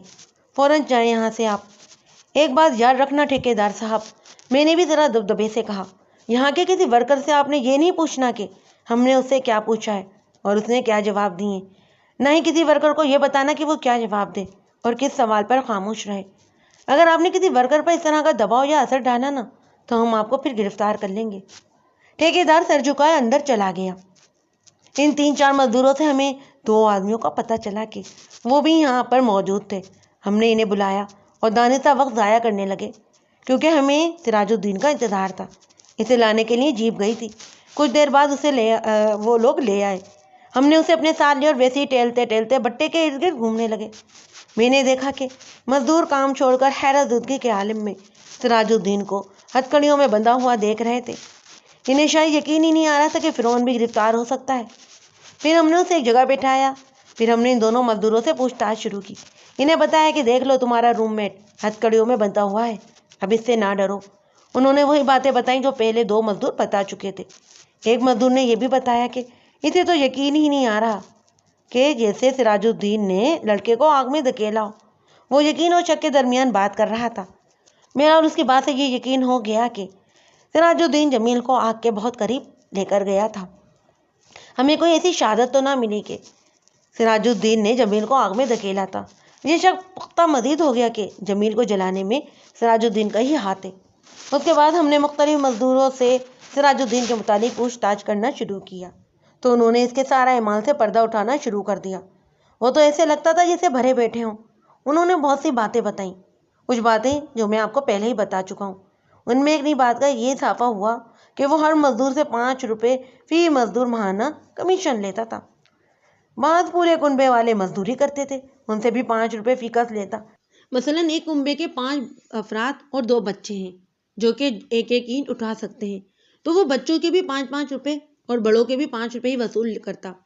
یہ بھی ذہن میں رکھیں کہ اس وقت 5 روپے آج کے 100 روپے کے برابر تھے۔ مزدوروں کی نوجوان لڑکیوں کو وہ اپنی زرخیز لونڈیاں سمجھتا تھا۔ انگریز انسپکٹر نے مجھے یاد دلایا کہ گزشتہ رات سراج الدین سے پوچھا تھا کہ وہ اس وقت جمیل سے کتنی دور تھا جب جمیل آگ میں گرا تھا۔ سراج الدین نے جواب دیا تھا کہ وہ اس سے دور تھا اور اس نے جمیل کو آگے جانے سے منع کیا تھا، اور جمیل پیچھے ہٹنے لگا تو اس کا پاؤں پھسل گیا اور وہ آگ میں جا گرا۔ لیکن اب ہر مزدور جس نے انہیں دیکھا تھا وہ بتا رہا تھا کہ سراج الدین جمیل کے پہلو کے ساتھ لگا ہوا جا رہا تھا۔ ایک مزدور نے اس شک کا بھی اظہار کر دیا تھا کہ سراج الدین نے جمیل کو ہلکا سا دھکا دیا تھا۔ ہم نے وہاں سے جو کچھ حاصل کرنا تھا وہ بہت حد تک حاصل کر لیا تھا۔ آدھا دن وہیں گزر گیا۔ ہم نے سراج الدین کو گاڑی میں بٹھایا اور واپس اپنے ہیڈ کوارٹر میں آ گئے۔ ساغر کو تفتیش کے کمرے میں بٹھا کر کہا کہ وہ اقبال جرم کر لے۔ اس نے وہی جواب دیا جو ہر ملزم دیا کرتا ہے کہ وہ بے گناہ ہے اور وہ اقبالی جرم کس بنیاد پر دے۔ ہم نے اسے حوالات میں بند کر دیا۔ ہم دوسرے طریقوں سے اس کی زبان کھلوا سکتے تھے، لیکن اس کے متعلق پولیس کی رپورٹ لینا بہتر سمجھا۔ یہ تو پتہ چل ہی گیا تھا کہ وہ کون سے علاقے کا رہنے والا ہے۔ یہ پرانی دلی کا علاقہ ہے۔ میں نے اس علاقے کے تھانے کے SHO کو فون کیا اور اسے سراج الدین کا پورا نام اور بایو ڈیٹا بتا کر کہا کہ اس کے متعلق پوری مجھے رپورٹ چاہیے۔ میں نے یہ بھی کہا کہ اسے جاننے والا آدمی ہو تو اسے بھی میرے پاس بھیج دیا جائے۔ SHO نے مجھے فون پر ہی بتا دیا کہ یہ شخص تھانے کے ریکارڈ پر موجود ہے اور ایک بار کا سزا یافتہ بھی ہے۔ اس کے بعد 8 ساڑھے 8 بجے ایک آدمی مجھے ڈھونڈتا ہوا میرے گھر پہنچ گیا۔ اس نے مجھے ایک بند لفافہ دیا۔ میں نے کھول کر پڑھا۔ یہ سراج الدین کی ہسٹری تھی۔ اسے 2 سال چاقو زنی کی واردات ہوئی تھی۔ اس سے پہلے لڑائی جھگڑے میں بھی 2 بار پکڑا گیا تھا، لیکن تھانے والوں نے راضی نامہ کروا دیا تھا۔ چاقو زنی میں ہی ایک بار پکڑا گیا، لیکن عدم ثبوت کی بنا پر بری ہو گیا۔ تھانے دار نے اپنی رائے لکھی تھی کہ پکا گنڈا اور بدماش ہے اور دلیر بھی، پولیس کے ساتھ اس کی دوستی بھی رہتی ہے۔ یہ رپورٹ طویل اور بڑی ہی واضح تھی۔ جو آدمی یہ رپورٹ لایا تھا وہ اس تھانے کا پرانا کانسٹیبل تھا۔ تھانے دار نے اس کانسٹیبل کو خاص طور پر بھیجا تھا کیونکہ اس کانسٹیبل کے ساتھ سراج الدین کی بڑی ہی گہری یاری تھی۔ کانسٹیبل نے خود ہی کہا کہ وہ سراج الدین کی پوری رپورٹ دے سکتا ہے۔ اس نے سراج الدین کی زندگی کی پوری کہانی اور اس کے جرائم کی تفصیلات سنا ڈالی۔ اس نے اجمیری گیٹ کی ایک طوائف کا نام بتایا جس کے ساتھ سراج الدین کے گہرے تعلقات تھے اور وہ فارغ وقت میں اسی کے ہاں گزارتا تھا۔ دلی میں اجمیری گیٹ کے اندر عصمت فروشی کا مشہور اور بہت ہی بڑا بازار تھا۔ میں نے اس کانسٹیبل سے اس طوائف کا ایڈریس معلوم کر لیا۔ کانسٹیبل کو میں نے واپس بھیج دیا۔ اگلے روز میں اپنے دفتر پر گیا تو میں نے انگریز کو SHO کی تحریری رپورٹ بھی دکھائی اور کانسٹیبل نے جو باتیں بتائی تھیں وہ بھی سنائی۔ انگریز انسپکٹر نے کہا کہ اس طوائف کو بھی بلایا جائے۔ ہم نے اپنے ایک SI کو بلا کر کہا کہ وہ گاڑی لے جائے، ایک ہیڈ کانسٹیبل کو ساتھ لے اور اس طوائف کو بھی ساتھ لے آئے۔ یہاں میں آپ کو عادی مجرموں کی نفسیات بتاتا ہوں۔ ان لوگوں کی تفریح یہی ہوتی ہے کہ طوائفوں کے پاس جا کر شراب پیتے ہیں اور لوٹے ہوئے مال سے عیش و عشرت کرتے ہیں۔ چھوٹی موٹی وارداتیں تو ان لوگوں کی فطرت میں بھی شامل تھیں اور یہی ان کی زندگی تھی، لیکن قتل ایک ایسی واردات ہے جو کوئی بھی انسان ہضم نہیں کر سکتا۔ عموماً دیکھا گیا ہے کہ آدھی قتل بھی قتل کی واردات کر کے اپنی مخصوص طوائف کے پاس جاتے ہیں اور شراب کے نشے میں بڑی فقری انداز میں طوائف کو بتاتے ہیں کہ وہ قتل کی واردات کر کر آئے ہیں۔ اسی لیے ہم نے طوائف کو اس موقع پر بلایا تھا کہ شاید اس سے کوئی سراغ مل جائے۔ تقریباً 1 گھنٹے کے بعد وہ طوائف آ گئی۔ وہ تقریباً 23 سال کی عمر کی ایک اچھی اور خوبصورت لڑکی تھی۔ ہم نے اسے بٹھایا۔ اس کی گھبراہٹ اور خوف قدرتی تھا۔ ہم نے اسے ذہنی طور پر نارمل لانے کے لیے ادھر ادھر کی باتیں کی، بلکہ انسپیکٹر انگریز نے تو اس کے حسن کی بھی تعریف شروع کر دی اور کہا کہ وہ اس کے پاس آنا چاہتا ہے۔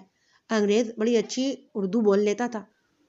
انگریز انسپیکٹر نے کہا کہ میں ایک بات بتا دیتا ہوں، تم یہ نہ سمجھنا کہ ہم پولیس والے ہیں اس لیے تمہارے پاس نہیں آئیں گے۔ ہم حسن کی قدر کرنے والے آدمی ہیں، تمہیں پوری اجرت دیں گے۔ انگریز انسپیکٹر نے مجھ سے مخاطب ہو کر بولا، کیوں ملک صاحب، کیا خیال ہے تمہارا؟ میرا خیال پوچھتے ہو؟ میں نے کہا، یہ پیشہ ور عورت تو لگتی ہی نہیں، یہ کسی بڑے اونچے گھرانے کی کالج میں پڑھنے والی نوجوان لڑکی لگتی ہے۔ ہم اس کے گھر جائیں گے۔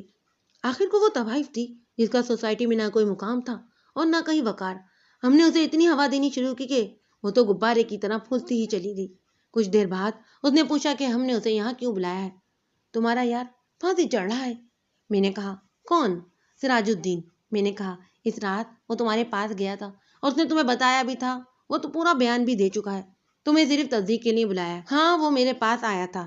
اس رات وہ بہت زیادہ پی گیا تھا، نشے میں پتہ نہیں کیا کیا ہائی تباہی بکتا رہا اور اوٹ پٹانگ بولتا رہا۔ اس نے کہا کہ آج اس نے خاصی دولت کمائی ہے، ایک لڑکے کو جلا کر رکھ دیا ہے کوئی جو میرے سامنے آئے۔ میں سمجھی کہ بڑھ کے مار رہا ہے۔ نہیں، میں نے کہا، وہ بڑھ کے نہیں، سچ کہہ رہا تھا۔ تمہیں اس نے کتنی رقم بتائی تھی؟ 5000 کہتا تھا۔ اس نے جواب دیا۔ میں نہیں مانی تھی، اتنی زیادہ رقم کون دیتا ہے بھلا؟ ہو سکتا ہے کچھ لوگ یقین نہ کریں، لیکن اس طوائف نے فوراً راز اگل دیا۔ حیرت کی کوئی وجہ نہیں۔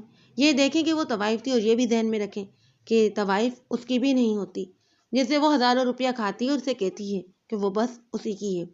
طوائف کوئی بھی فحشہ عورت روپے پیسے اور اپنی عیش و عشرت سے دلچسپی رکھتی ہے، بس اس کی ذات جذبات سے خالی ہوتی ہے۔ لیکن آج اسے اپنے سامنے 2 نئے گاہک بیٹھے نظر آ رہے تھے۔ وہ دونوں پولیس انسپیکٹر تھے اور ان میں ایک انگریز تھا۔ طوائف کو کیا پڑی تھی کہ وہ سراج الدین کے لیے جھوٹ بولتی۔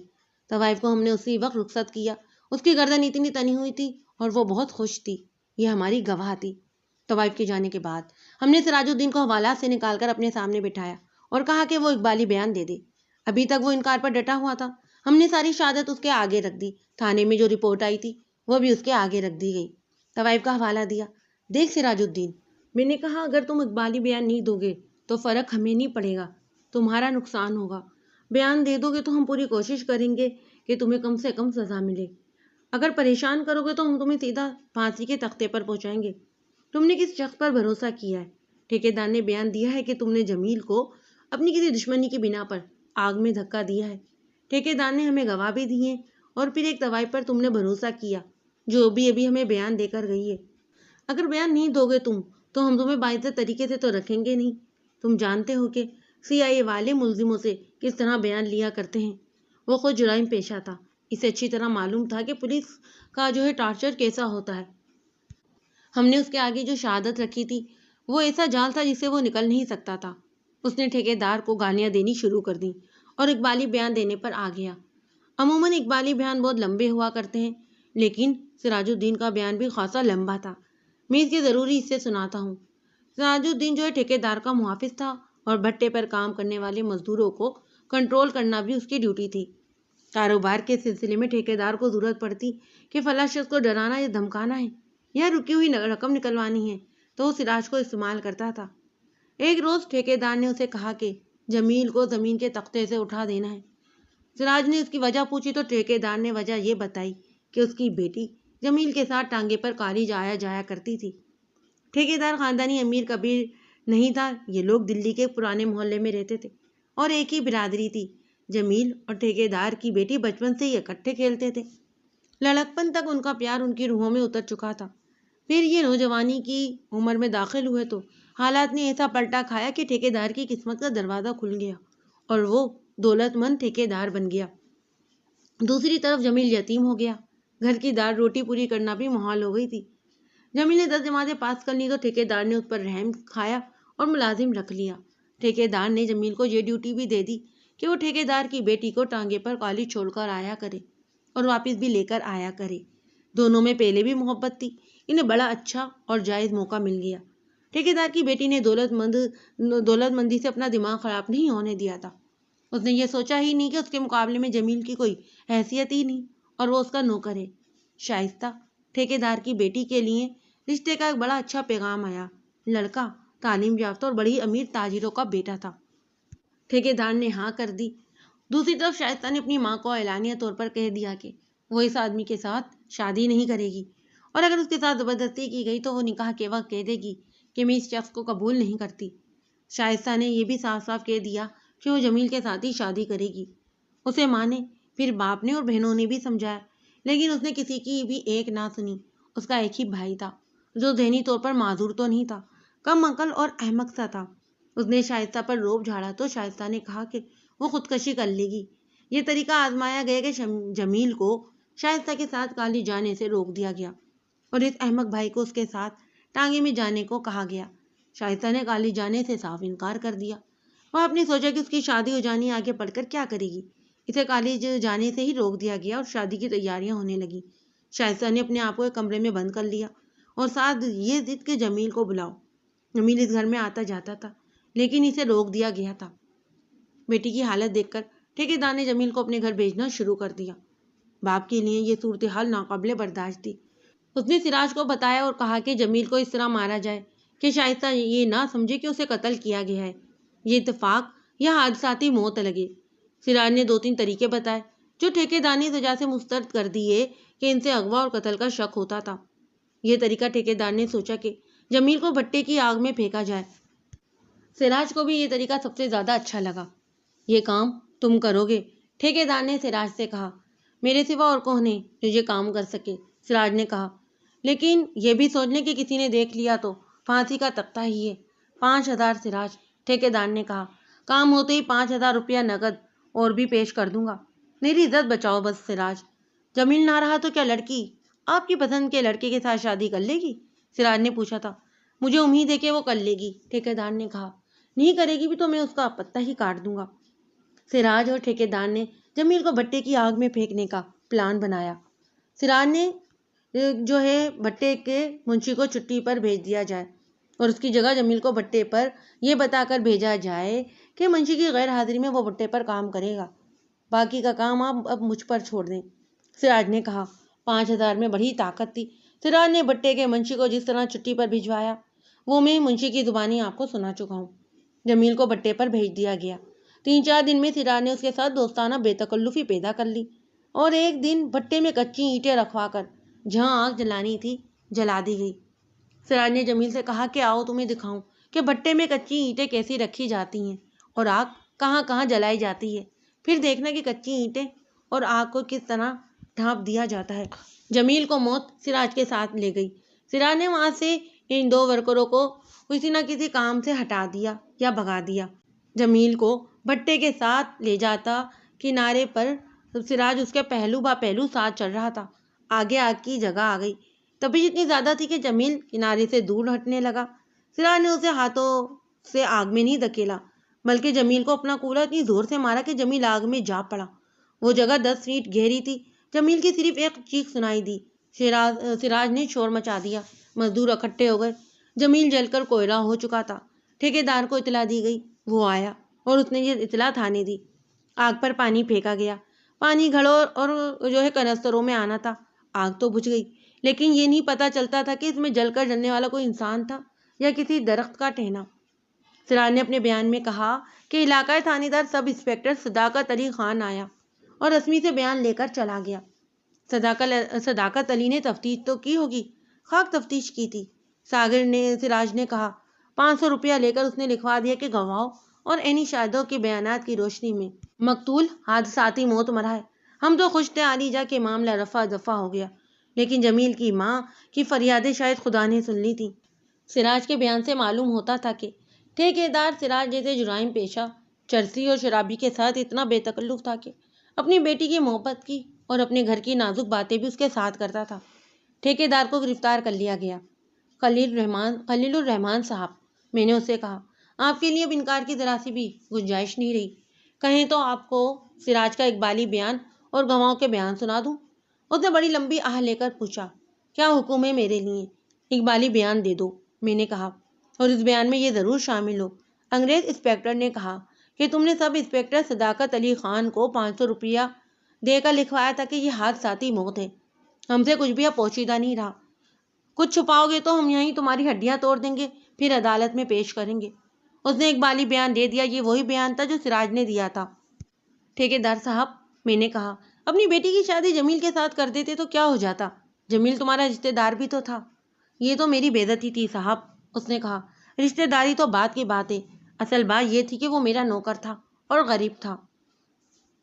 میں نے اسے کہا کہ تمہیں تکبر کی سزا مل رہی ہے، تم نے دولت کو اپنا خدا بنا لیا تھا۔ ٹھیکیدار نے مجھے اور انگریز انسپکٹر کو بھی رشوت پیش کی۔ مجھے اس کیس سے نکال دو، اس نے کہا۔ جتنی رقم کہو گے فوراً دے دوں گا۔ یتیم کا خون ہضم نہیں ہوگا ٹھیکیدار صاحب، میں نے کہا۔ یہ خون تم ہمیں تو نہ پلاؤ، ایک بیوہ ماں کی آہوں کا عذاب دیکھ لو تم۔ ہماری تفتیش ختم ہو چکی تھی۔ انگریز انسپکٹر نے اسی وقت ایس پی تھامسن کو جا کر اپنی کامیابی کی خبر سنائی اور اسے کہا کہ سب انسپکٹر صداقت علی خان کو معطل کرانا ہے۔ میں صرف اقبالی بیان ملزموں کو سزا نہیں دلوا سکتا، اس کے مطابق شہادت اور ثبوت عدالت میں پیش کرنے پڑتے ہیں۔ سراج نے اپنے بیان میں کہا تھا کہ وہ فلاں طوائف کے پاس گیا تھا اور شراب کے نشے میں اس نے طوائف کو بتایا تھا۔ طوائف بیان میں شامل تھی، اس لیے طوائف کو بھی عدالت میں پیش کرنا ضروری تھا۔ اسے اطلاع بھجوا دی گئی پھر کہ اگلے روز ہمارے پاس آ جائے، چونکہ یہ قتل ٹھیکیدار کی بیٹی کے باغیانہ رویے کی وجہ سے ہوا تھا، اس لیے اس لڑکی کا بیان جو ہے بہت ضروری تھا۔ اسے بھی ہم نے اطلاع بھجوا دی کہ اگلے روز یہاں آئے۔ یہ خیال رہے کہ جمیل کے قتل کے بعد ٹھیکیدار نے اپنی بیٹی کی شادی وہیں کر دی تھی جنہوں نے اس سے اس کی لڑکی کا رشتہ مانگا تھا۔ شام گہری ہو گئی تھی، ہم نے ٹھیکیدار کو حوالات میں بند کر دیا۔ ہم دونوں انسپکٹروں نے اس روز کی تفتیش میں جو ہے یہیں پر رہنے دی اور اپنے اپنے ٹھکانے کو چل دیے۔ میں نے کہا کہ ہماری تفتیش مکمل ہو گئی ہے، لیکن ہمیں معلوم نہیں تھا کہ اس تفتیشی کہانی کا ایک انتہائی جذباتی اور عجیب و غریب دلوں کو دہلا دینے والا حصہ بھی باقی ہے۔ اگلے روز ہمارے پاس جو گواہ آئے، ایک تو وہ طوائف تھی جس کا میں پہلے ذکر کر چکا ہوں۔ وہ ایسی بے تکلفی سے ہمارے پاس آ کر بیٹی اور شوخیہ کرنے لگی جیسے ہم نے اسے مجرے کے لیے بلایا ہو۔ میں نے اسے بتایا کہ وہ گواہ ہوگی اور عدالت میں بیان دے گی۔ میں نے اس کا بیان لکھ لیا اور فارغ کر دیا۔ دوسری گواہ ٹھیکیدار کی بیٹی شائستہ تھی جو اپنے خاوند کے ساتھ آئی۔ میں اس وقت تک طوائف کا بیان لکھ رہا تھا۔ طوائف کو فارغ کر کے شائستہ کو بلایا گیا۔ اس کی وجہ اس کا خاوند ہمارے پاس آیا۔ اس نے بتایا کہ وہ شائستہ کا خاوند ہے۔ آپ شائستہ کو ہمارے پاس بھیجیں، میں نے اسے کہا، اور آپ بالکل مطمئن رہیں۔ آپ کی بیگم سے ایک دو باتیں پوچھنی ہیں، پھر ہم انہیں آپ کے ساتھ ہی بھیج دیں گے۔ جی نہیں، اس نے کہا، میرا یہ مطلب نہیں تھا۔ آپ پولیس آفیسر ہیں، مجھے آپ پر پورا بھروسہ ہے۔ اپنی بیوی کو آپ کے پاس بھیجنے سے پہلے میں آپ کو ایک دو ضروری باتیں بتانا چاہتا ہوں، پھر آپ اسے الگ بٹھا کر جو چاہیں پوچھیں۔ میں نے انسپکٹر کی طرف دیکھا، اس نے سر ہلایا کہ اس کی بات سن لی جائے۔ میں نے اسے بٹھایا اور بہتر سمجھا کہ اسے بتا دیا جائے کہ ٹھیکیدار کو گرفتار ہو چکا ہے، تاکہ اس نے جو بھی بات کرنی ہے اسی صورتحال کو سامنے رکھ کر کرے کہ اب ٹھیکیدار ان کے ساتھ نہیں بلکہ وہ ہمارا قیدی ہے۔ کیا آپ کو معلوم ہے کہ ٹھیکیدار صاحب کو ہم نے گرفتار کر کے حوالات میں بند کر دیا ہے؟ میں نے پوچھا۔ نہیں، اس نے چونک کر حیرت کے عالم میں کہا تھا۔ کیا واقعی؟ مجھے امید ہے کہ میری بیوی یہ خبر سن کر خوش ہوگی کہ اس کا قاتل باپ پکڑا گیا ہے۔ قاتل؟ انگریز انسپکٹر نے پوچھا۔ آپ کو کس نے بتایا کہ ٹھیکیدار قاتل ہے؟ میری بیوی کو یہی شک تھا، اس نے کہا۔ میری بیوی سے آپ سب کچھ خود ہی پوچھ لیں، میں آپ کو بس ایک ایسی بات بتانا چاہتا ہوں جو آپ سن کر شاید حیران ہوں گے۔ ٹھیکیدار کی اس بیٹی کے ساتھ میری شادی ہوئی۔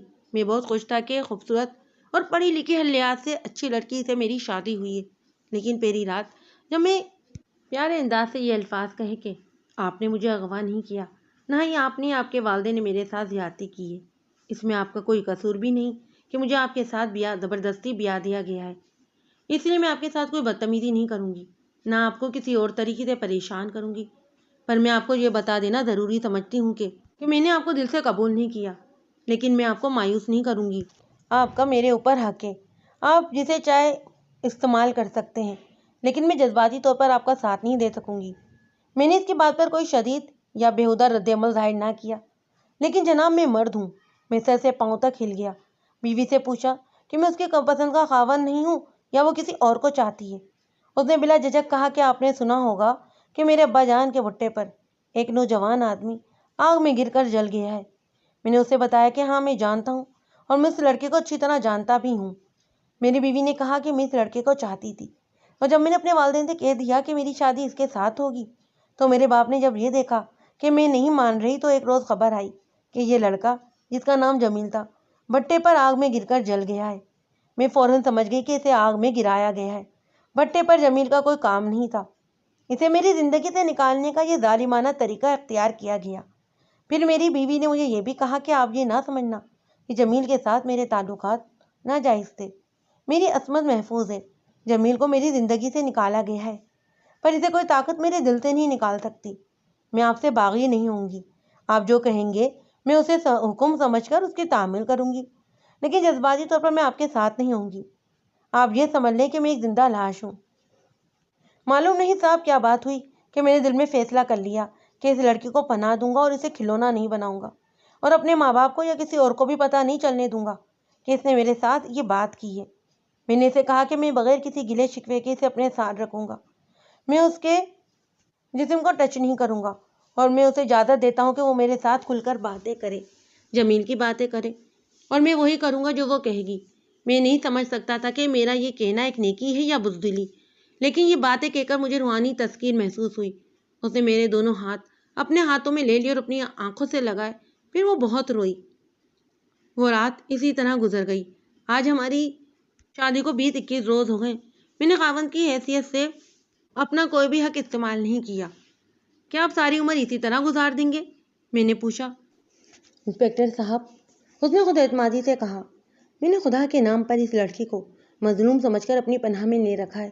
مجھے خدا کی درگاہ سے پوری امید ہے کہ میری یہ نیکی ضائع نہیں جائے گی۔ اگر میں اسے طلاق دے دوں تو اس کا ظالم باپ اس کے ساتھ بہت برا سلوک کرے گا۔ یہ لڑکی خودکشی بھی کر سکتی ہے، اس کا ذہنی توازن بھی بگڑ سکتا ہے۔ اس ذہنی حالت میں اگر یہ گھر سے نکل گئی تو بہت برے انجام کو پہنچے گی۔ پھر یہ بات بھی ہے کہ یہ مجھے اپنا سہارا اور پناہ سمجھ رہی ہے۔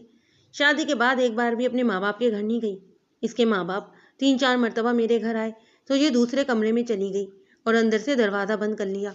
وہ جب آ کر چلے جاتے تو میری بیوی کہتی کہ مجھے ان لوگوں سے نفرت ہے، انہیں کہو کہ میرے گھر نہ آیا کریں۔ اب میں اپنی بیوی کو آپ کے پاس بھیجتا ہوں۔ وہ اٹھ کر کمرے سے نکل گیا اور میں نے اور انگریز انسپکٹر نے ایک دوسرے کی طرف دیکھا اور کچھ دیر دیکھتے ہی چلے گئے۔ میں نے اپنی سروس میں عجیب و غریب بہت کردار دیکھے تھے، لیکن یہ شخص سب سے زیادہ انوکھا اور عجیب تھا۔ ہم دونوں انسپکٹر بھی ایک دوسرے سے کوئی بات نہیں کر سکے تھے کہ ایک خوبصورت لڑکی بڑے ہی اسمارٹ جسم والی کمرے میں داخل ہوئی۔ اس کے چہرے پر اداسی تھی۔ میں نے کرسی کی طرف اشارہ کر کے کہا کہ وہ بیٹھ جائے۔ کیا آپ نے واقعی میرے باپ کو گرفتار کر لیا ہے؟ شائستہ نے اداس سے لہجے میں پوچھا۔ ہاں شائستہ، میں نے کہا، کل اسے اور اس کے یار سراج کو جمیل کے آگ میں پھینک کر قتل کر دینے کے جرم میں گرفتار کر لیا گیا ہے۔ یا اللہ، شکر ہے تیرا۔ شائستہ نے آسمان کی طرف دیکھا اور دوپٹہ ہاتھوں میں پھیلا کر کہا تھا، قاتل آخرکار پکڑے گئے، اب میری روح کو تسکین ملی ہے۔ کیا تمہیں اپنے والد صاحب کی گرفتاری کا کوئی افسوس نہیں؟ انگریز انسپکٹر نے اس سے پوچھا تھا۔ بالکل نہیں، شائستہ نے دانت پیس کر کہا، مجھے اس شخص سے نفرت ہے۔ میں اپنے ہاتھ سے اس شخص کے گلے میں پھانسی کا پھندا ڈالنا چاہتی ہوں۔ امید سے کوئی دلچسپی نہیں تھی کہ اپنے خاوند کے ساتھ اس کے تعلقات کیسے ہیں اور یہ کہ اس کی ازواجی زندگی کس طرح کی گزر رہی ہے۔ ہم نے اسے یہ تصدیق کرانی تھی کہ یہ مقتول کو چاہتی تھی اور مقتول کے قتل کا باعث یہی تھا۔ میں نے اور انگریز انسپکٹر نے 2-4 سوالات کر کے تصدیق کر لی اور شائستہ سے پوچھا کہ وہ عدالت میں بیان دینے آئے گی۔ اس نے کہا، کیوں نہیں آؤں گی، میں چلا چلا کر لوگوں کو بتاؤں گی کہ یہ شخص قاتل ہے اور قتل کی وجہ یہ ہے۔ ہم نے شائستہ اور اس کے خاوند کو رخصت کر دیا، لیکن یہ دونوں مجھے جذباتی طور پر ہلا کر گئے تھے۔ سراج کا بیان زیر دفاع 164 مجسٹریٹ سے قلم بند کروا کے اسے جوڈیشنل لاک اپ بھیج دیا گیا۔ ٹھیکیدار نے مجسٹریٹ کو بیان قلم بند کروانے سے انکار کر دیا تھا۔ 2 روز وہ اسی طرح حوالات میں رہا اور پھر خود ہی بیان دینے پر آ گیا۔ اس کا بیان لے کر ہم نے جوڈیشنل لاک اپ میں بھیج دیا۔ پھر مقدمہ چلا۔ مقدمہ تو ویسے ہی چلتا رہا جیسے ہر مقدمہ چلا کرتا ہے، لیکن شائستہ گواہی عدالت میں دینے آئی تو کورٹ پر سناٹا چھا گیا۔ وہ ہاتھ باپ کی طرف بڑھا بڑھا کر بیان دیتی اور کہتی کہ یہ شخص قاتل ہے۔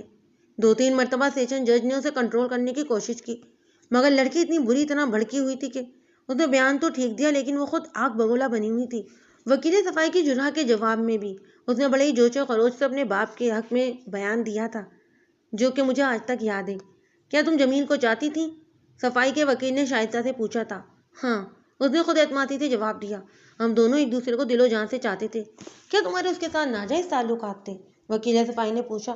لعنت تمہارے اس مکرہ چہرے پر، شائستہ نے جواب دیا۔ کورٹ میں جتنے لوگ تھے وہ سب ہنس پڑے۔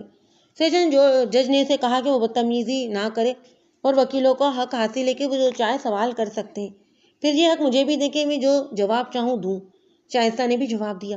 یہ تو خاصی لمبی چوڑی بات ہے، میں آپ کو مقدمے کا انجام بتاتا ہوں۔ ٹھیکیدار کو 8 سال سزائے قید ہوئی اور سراج کو سزائے موت دی گئی۔ دونوں نے ہائی کورٹ میں اپیلیں دائر کی۔ دونوں کی اپیلیں مسترد ہو گئیں۔ ہمارا یہ کیس ختم ہو گیا اور ہم نے ایس پی تھامسن سے داد اور تحسین حاصل کی، لیکن ہم نے سب سے زیادہ دعائیں شائستہ سے لیں۔ 2-3 مہینوں تک شائستہ اور اس کا خاوند میرے ذہن پر سوار رہے۔ تقریباً 1 سال بعد میں اپنی بیوی اور بچوں کو سیر سپاٹے کے لیے آگرہ لے گیا۔ میری بیوی کو تاج محل بہت پسند تھا۔ وہ 2 بار پہلے بھی دیکھ چکی تھی۔ وہاں گئے تو وہاں شائستہ اور اس کا خاوند مل گئے۔ وہ بھی سیر کے لیے آئے ہوئے تھے۔ میں نے دیکھا کہ شائستہ کچھ زیادہ خوش و خرم تھی۔ انہوں نے پہلی خبر یہ سنائی کہ سراج تو پھانسی چڑھ گیا تھا اور ٹھیکیدار کو جیل میں 3 مہینوں بعد فالج کا اتنا شدید حملہ ہوا کہ وہ وہیں مر گیا۔ اس کی لاش گھر آئی تو میں وہاں نہیں گئی تھی، شائستہ نے کہا۔ میرے سسرال کے سب لوگ گئے پر میں نہیں گئی۔ میرا باپ جب گرفتار ہوا تھا تو میرا ذہن کچھ ٹھکانے آ گیا تھا۔ جب میرے باپ کو 8 سال سزا ہوئی تو میرا ذہن آدھے سے زیادہ بیدار ہو گیا، اور جب اس کی موت کی اطلاع ملی تو میں پوری طرح اپنے آپ میں آ گئی۔ یہ میرا خاوند سن رہا ہے۔ میں نے ان کے پاؤں چھو کر کہا کہ میں اب جذباتی اور روحانی لحاظ سے آپ کی ہوں۔ پوچھ لیں ان سے، میں تو کہتی ہوں یہ ایک فرشتہ تھا جو اللہ نے میری نجات کے لیے اتارا ہے۔ کون سا وہ خاوند ہے جو بیوی کی ایسی باتیں برداشت کرے گا جو انہیں میں نے پہلی رات کہی تھی؟ میں انہیں اس نیکی کا پورا صلہ دے رہی ہوں۔ میں نے اس کے خاوند کی طرف دیکھا، اس کے چہرے پر سکون تھا اور وہ مسکرا رہا تھا۔ اب ہم صحیح معنوں میں میاں بیوی ہیں، شائستہ نے کہا۔ یہ ان کے ساتھ میری آخری ملاقات تھی۔ چند دنوں بعد پاکستان کے قیام کا اعلان ہو گیا اور میں یوم آزادی سے کچھ دن پہلے ہی پاکستان آ گیا۔